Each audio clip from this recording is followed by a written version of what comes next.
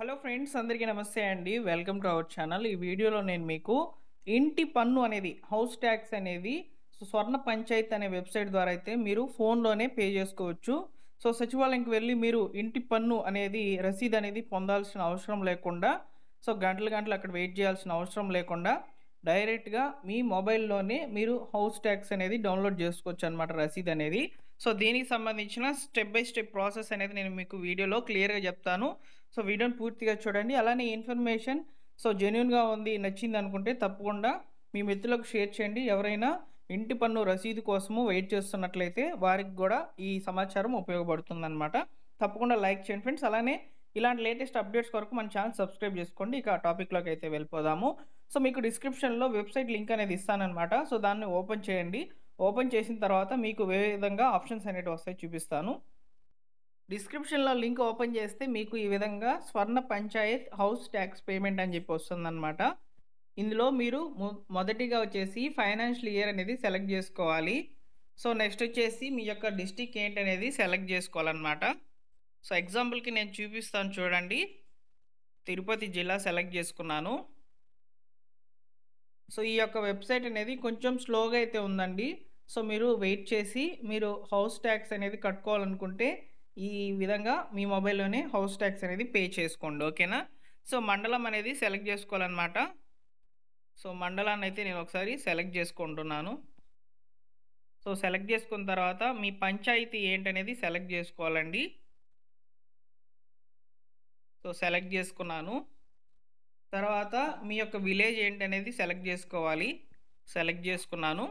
ఇక్కడ చూడండి, మీ యొక్క హౌస్ కనుక్కునే దానికి సంబంధించి మీ హౌస్కు ఉన్నటువంటి అసెస్మెంట్ నెంబరు, అంటే ల్యాండ్కి సంబంధించి అయితే ఉంటుందన్నమాట.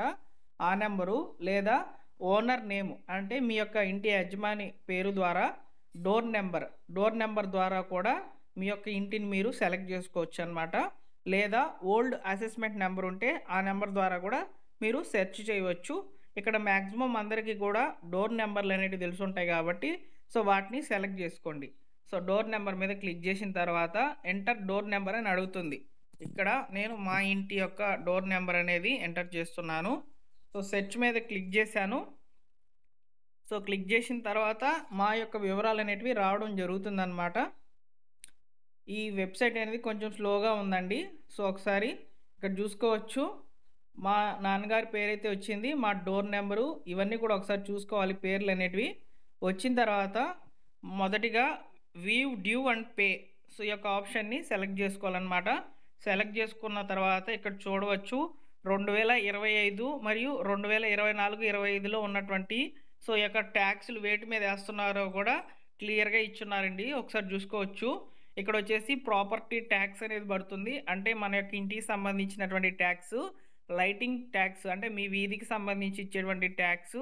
ఫైర్ ట్యాక్స్, అదేవిధంగా స్పోర్ట్స్ సేజ్, అదేవిధంగా education tax, library sense tax అనమాట. ఇవేంటో మనకు తెలియదు.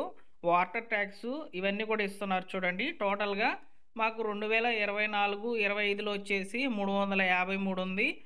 2025-26లో కరెంట్ వచ్చేసి మాకు ప్రజెంట్ 371 రూపాయి హౌస్ ట్యాక్స్ అయితే ఉందన్నమాట.